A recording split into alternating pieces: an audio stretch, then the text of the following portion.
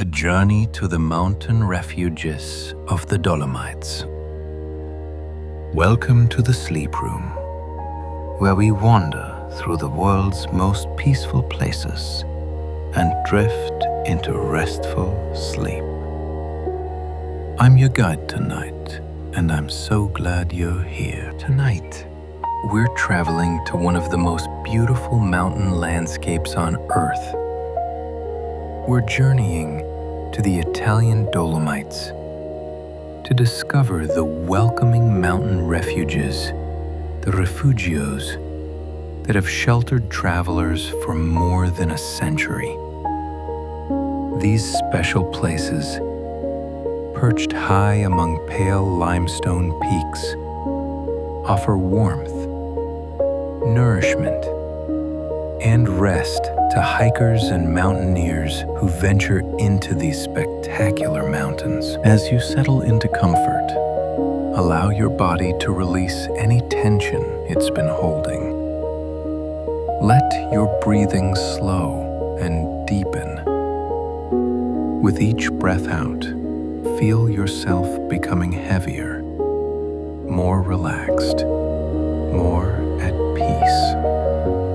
The day is done, and all you need to do now is rest.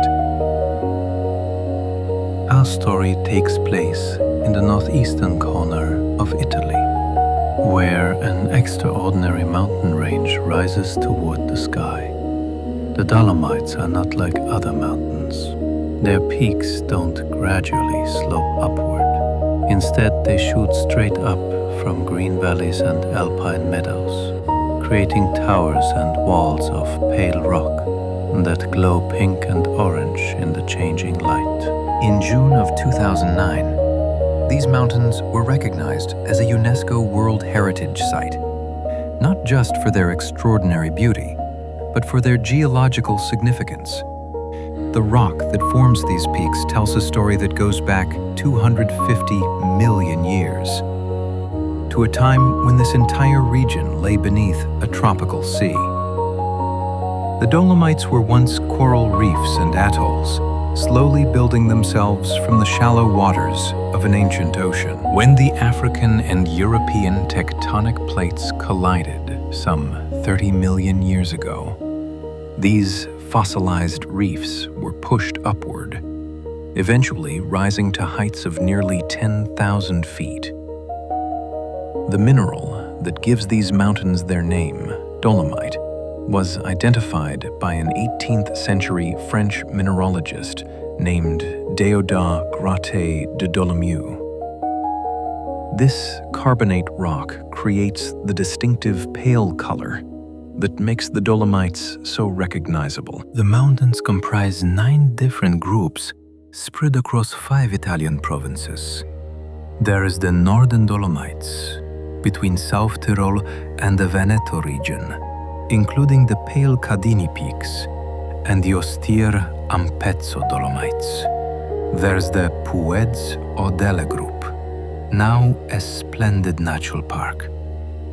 The Sciliar, Catinaccio and Latemar mountains sit between South Tyrol and Trentino. And furthest west, the Brenta Dolomites, still home to brown bears. Together, these mountain groups span 142,000 hectares, with their peaks rising anywhere from 1,500 to over 3,000 meters above sea level.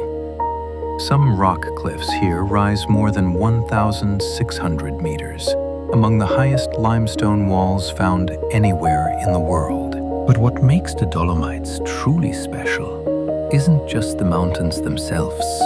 It's the network of mountain refuges, the refugios, scattered throughout these peaks. There are over 1,000 of these huts spread across the Dolomites, creating one of the most extensive and well-developed mountain hut systems in all the Alps. The Refugio system has a history stretching back to the late 1800s. The earliest refuges were built by alpine clubs, particularly the German-Austrian Mountaineering Alpine Club, to provide shelter for the pioneering climbers and mountaineers who were first exploring these peaks. The oldest refuge still operating in the Dolomites is Refugio Nuvolao, perched at 2,575 meters on Mount Nuvolao. Its story begins in the 1880s when a German baron named Richard von Meerheim arrived in Cortina d'Ampezzo, suffering from numerous ailments. Within 3 months, the mountain air had worked its magic. His health improved so dramatically that he could complete several climbs, including his beloved Mount Nuvolao. In 1883, delighted with his newfound health, he donated a large sum of money to finance the construction of an alpine shelter on top of his favorite mountain.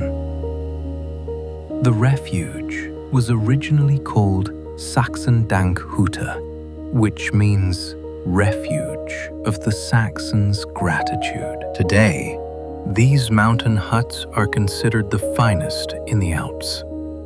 While some maintain the rustic, dormitory-style accommodations of their earliest days, many now offer private rooms with ensuite bathrooms, hot showers, and comfortable dining areas.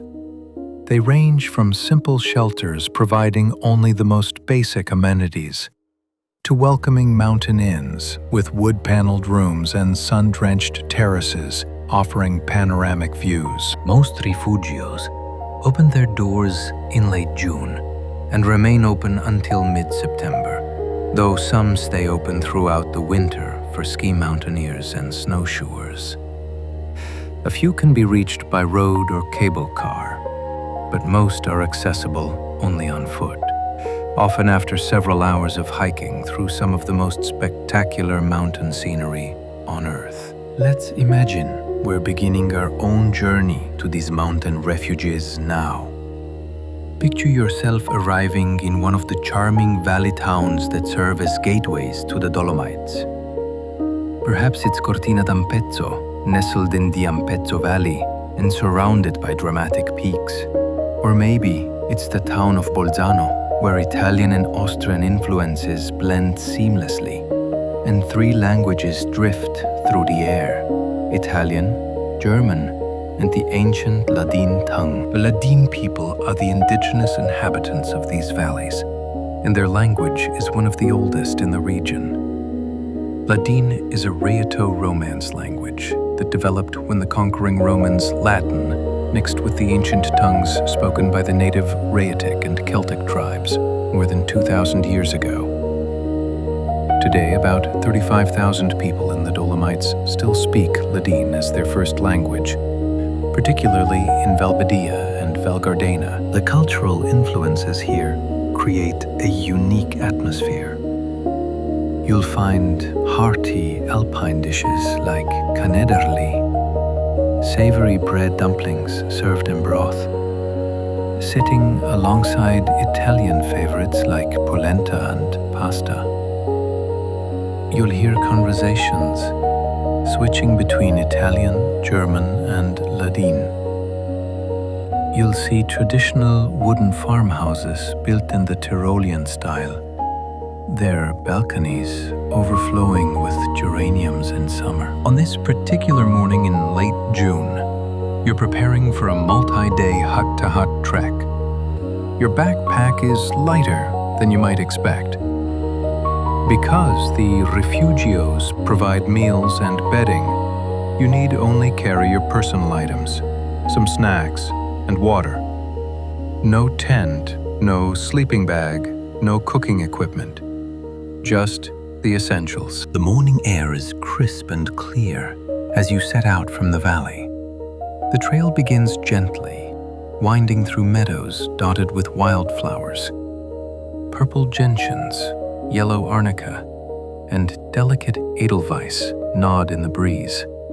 The path is well marked with red and white paint blazes on rocks and trees, the standard trail markings used throughout the Alps. As you climb higher, the meadows give way to forest. You walk beneath ancient larch and spruce trees, their branches filtering the sunlight into soft, dappled patterns on the forest floor. The air is fragrant with pine resin and wild herbs. Somewhere in the distance, you hear the melodic tinkling of cowbells as cattle graze on the high alpine pastures. After an hour of steady climbing, you emerge from the tree line onto open mountainside. Now the views begin to reveal themselves. Behind you, the valley spreads out like a green carpet, dotted with tiny villages. Ahead and above, the distinctive pale peaks of the Dolomites rise into a brilliant blue sky. These mountains have a quality unlike any others. The rock seems to glow from within, especially in the early morning and late evening light. This phenomenon, known as enrosadira in the Ladin language or alpenglow in English, transforms the pale gray-white stone into shades of pink, orange, and even deep crimson. Ancient Ladin legends say this glow comes from the magical roses that once covered these mountains in the mythical kingdom of Farnes. You continue climbing, following the zigzagging path that switchbacks up the mountainside. Your breathing deepens with the effort, but it's not unpleasant. There's a meditative quality to the rhythm of walking. One foot after another, steadily making your way upward. After 3 hours of hiking, you round a bend and see your first Refugio perched on a rocky outcrop ahead. It's a sturdy building with stone walls on the lower level and wood above, with a broad terrace facing south to catch the sun. This is your first stop, and it promises comfort after your morning's exertion. As you approach, you can see other hikers relaxing on the terrace, some enjoying cold drinks, others studying their maps and planning the next day's route. The Refugio keeper, wearing a traditional alpine hat, greets you warmly at the door. Many of these mountain huts have been run by the same families for generations, and their hospitality is legendary. Inside, the Refugio is cozy and inviting. The walls are paneled in golden pine that glows in the afternoon light streaming through the windows. Long wooden tables fill the dining room, and there's a warmth here that goes beyond the physical space. Refugios are social places where hikers from around the world gather to share stories of their adventures on the trails. You're shown to your room, perhaps a small private chamber with wooden bunk beds and a window looking out toward the peaks, or maybe a larger dormitory space shared with other trekkers. The accommodations are simple but comfortable, with thick blankets and pillows that smell faintly of alpine herbs. After freshening up, you return to the terrace for a late lunch. The menu features the traditional foods of these mountains, dishes that reflect both the Italian and Austrian heritage of the region. You might try a plate of speck, the locally cured and smoked ham that's been produced in South Tyrol for centuries.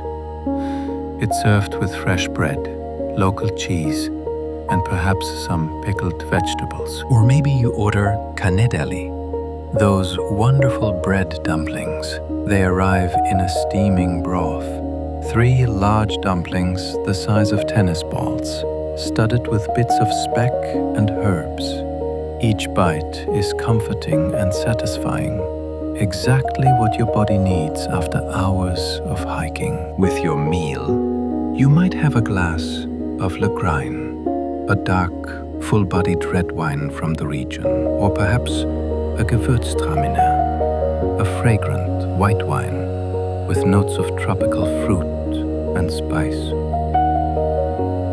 Or simply a cold beer, beads of condensation forming on the glass in the warm afternoon sun. After lunch, there's time to rest. Some hikers head to their bunks for an afternoon nap. Others remain on the terrace, reading or simply gazing at the mountain views. You find a comfortable spot in the sun, pull out your journal, and begin to write about the day's journey. The afternoon passes peacefully. Around 4 o'clock, clouds begin to build around the peaks, a common occurrence in these mountains. Within an hour, a brief thunderstorm rolls through, rain pattering on the Refugio's roof, lightning flickering in the distance. But here, safe and dry inside the solid stone and timber walls, the storm feels almost cozy. By the time dinner is served at 7, the storm is past and the evening sky is clearing. Dinner at a Refugio is a communal affair. Long tables are set with simple but hearty dishes. Tonight it's polenta with wild mushroom sauce and venison stew. The polenta, made from yellow cornmeal, is rich and creamy, the perfect complement to the savory meat and earthy mushrooms. Dessert is apple strudel, the flaky pastry filled with cinnamon-spiced apples and raisins, served warm with a dollop of fresh cream. It's simple food, but prepared with care using local ingredients, and it tastes all the better after a day spent in the mountains. As dinner ends and the light begins to fade, you step outside one more time. The alpine glow is beginning, that magical moment when the setting sun paints the Dolomite peaks in shades of rose and gold.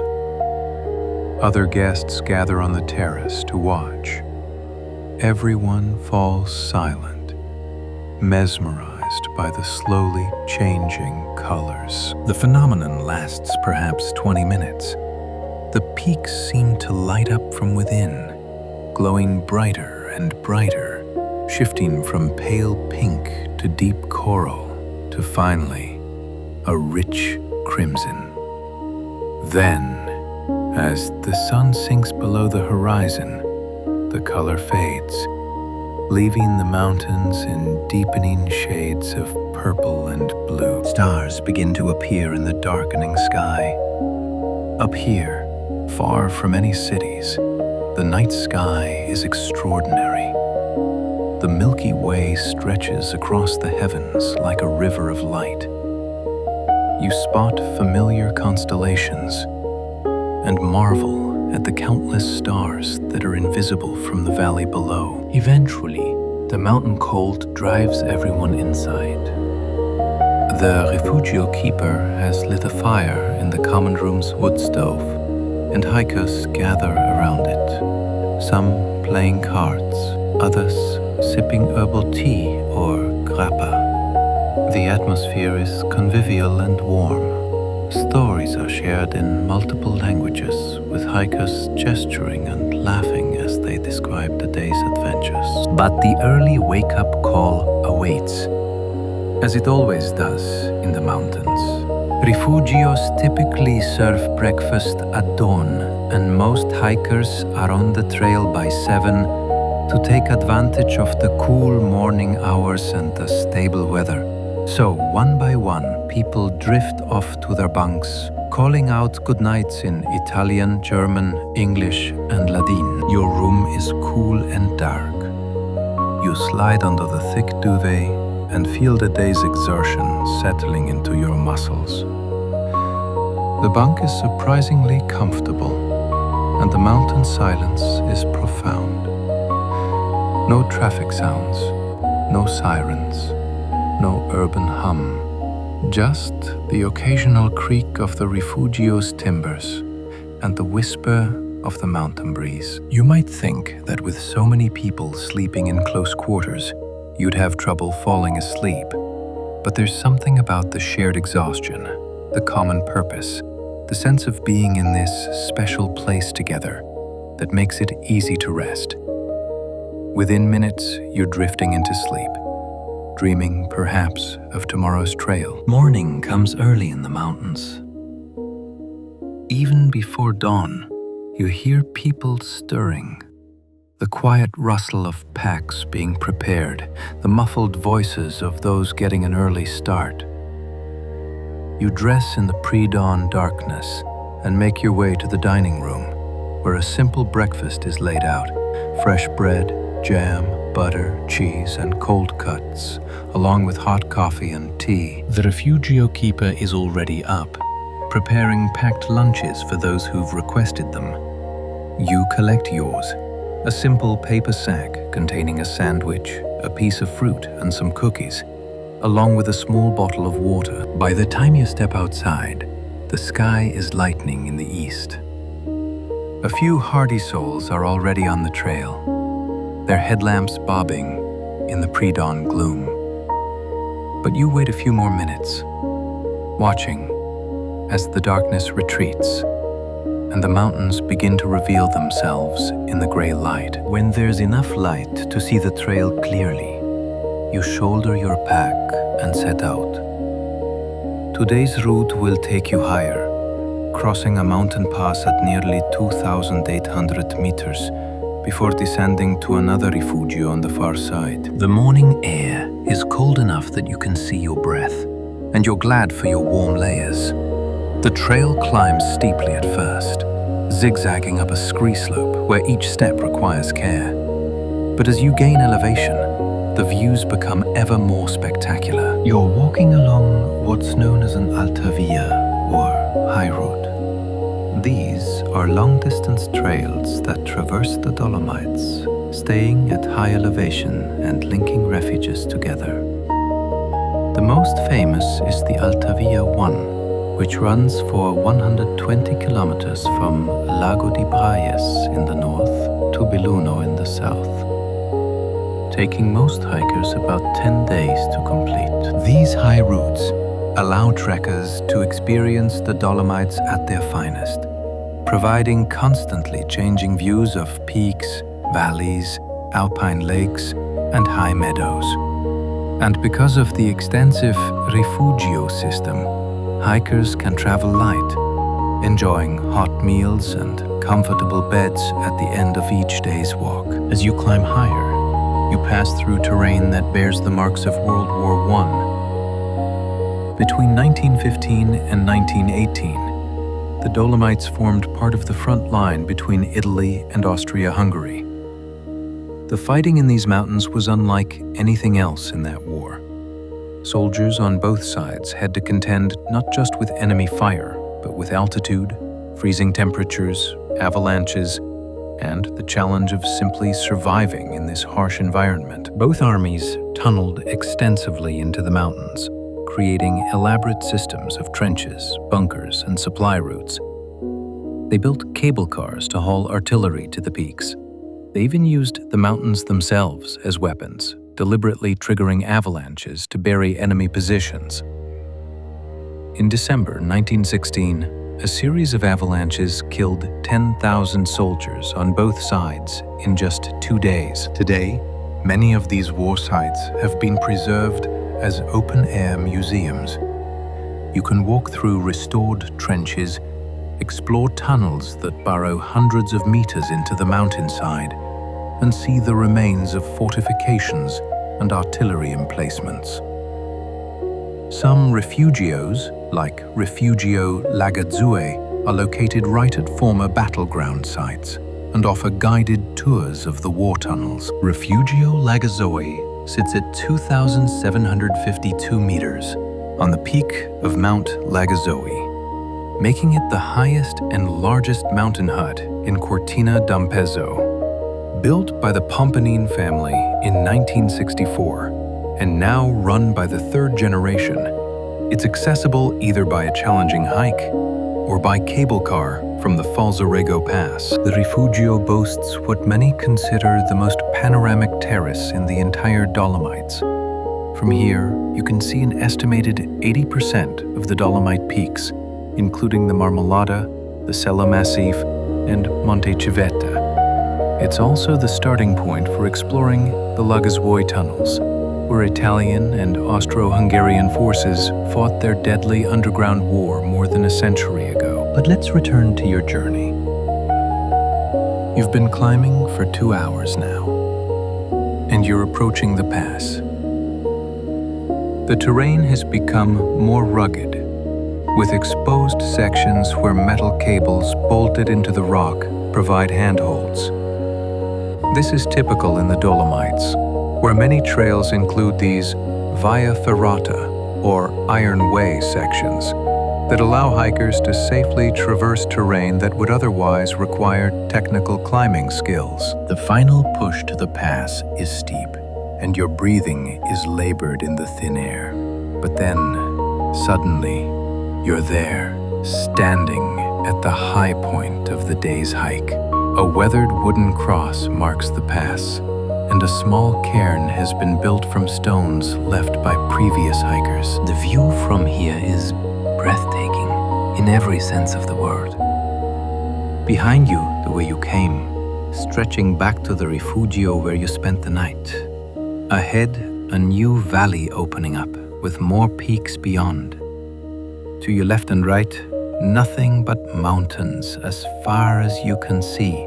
Wave after wave of pale stone peaks fading into the blue distance. You sit on a flat rock and pull out your packed lunch. Other hikers arrive and do the same. Everyone naturally spacing themselves out to enjoy the view in relative solitude. You eat slowly, savoring both the simple food and the extraordinary location. The descent begins gently, traversing along the side of a ridge before dropping more steeply toward your next refuge. You pass a series of small alpine lakes, their surfaces reflecting the peaks above like polished mirrors. These tarns are a deep turquoise color, fed by snowmelt and glacial runoff. In the high meadows beside the lakes, marmots sun themselves on rocks, their sharp whistles alerting others to your approach before they scurry to their burrows. You might also spot chamois, the agile mountain goats that inhabit these peaks, or even, if you're very lucky, an ibex with its magnificent curved horns. After 4 more hours of hiking, you catch your first glimpse of tonight's Refugio. This one is different from last night's. It's larger, more modern, with big windows and a distinctive red roof. As you get closer, you can see that it's built right at the edge of a cliff, its terrace cantilevered out over a precipitous drop, offering unobstructed views down the valley. Again, you're greeted warmly and shown to your room. Tonight, you have a small private room with just 2 bunks, and to your delight, it has its own tiny bathroom with a hot shower. This is luxury in the mountains, and you don't take it for granted. After showering and changing into fresh clothes, you head to the terrace. It's only mid-afternoon and the sun is warm on your face. You order a drink, perhaps a refreshing radler, the mix of beer and lemon soda that's popular in these mountains, and settle into a chair to enjoy the view. Time passes slowly here. There's no rush, no schedule to keep beyond dinner time. Some hikers are studying their maps, planning tomorrow's route. Others are writing postcards or updating their journals. A few have pulled out paperback novels and are lost in their stories. You notice that the Refugio has a small library, a shelf of books left by previous guests for others to enjoy. You browse through them, finding titles in half a dozen languages, and select one to read. It's a collection of Ladine legends and folk tales, and you find a comfortable spot to read. The stories tell of the kingdom of Fanes, a legendary Ladin realm that once existed in these mountains.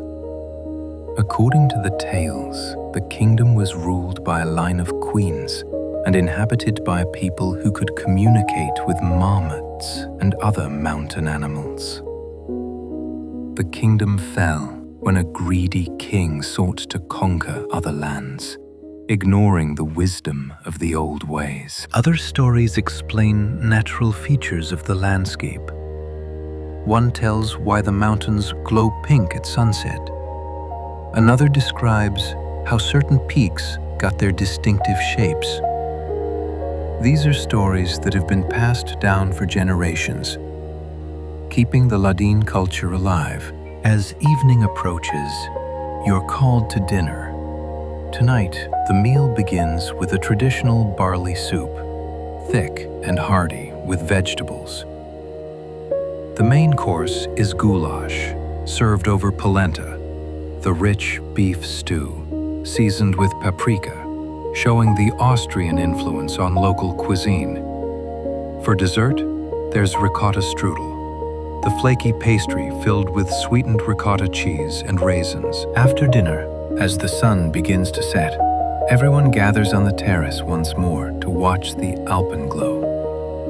Tonight it seems even more spectacular than last night, the peaks blazing with color as the sun sinks toward the horizon. When the show is over and the mountains fade to shadow, you remain outside a while longer, watching the stars emerge.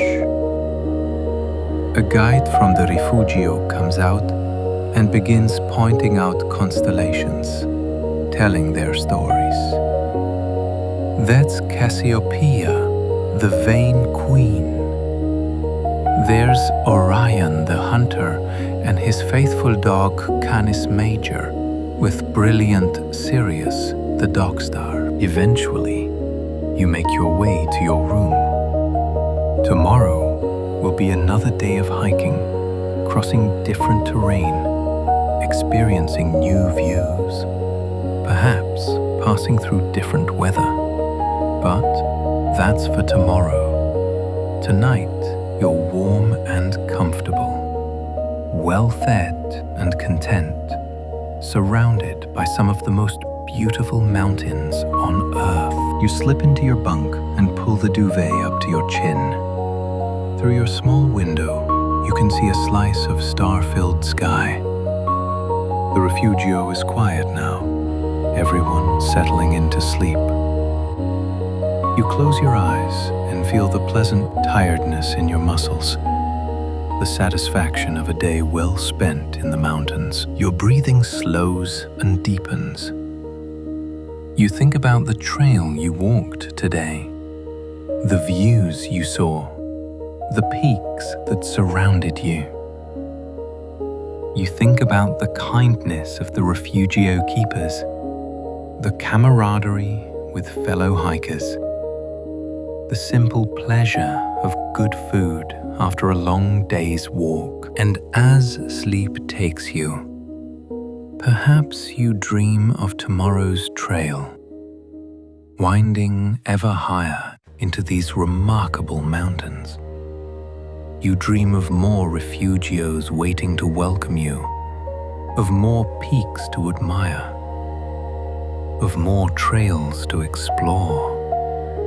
You dream of the Dolomites, these pale mountains that have sheltered travelers for thousands of years and will continue to do so for thousands more. Rest now, dear traveler. Let the mountains watch over your sleep. Tomorrow is another day, another trail, another adventure. But tonight, you are safe, warm, and at peace. Sleep well. If you enjoyed tonight's journey to the Dolomites Refugios, please consider subscribing to the Sleep Room and giving this video a like. Your support helps us create more peaceful sleep stories from around the world. Sweet dreams, and we'll see you on the next journey.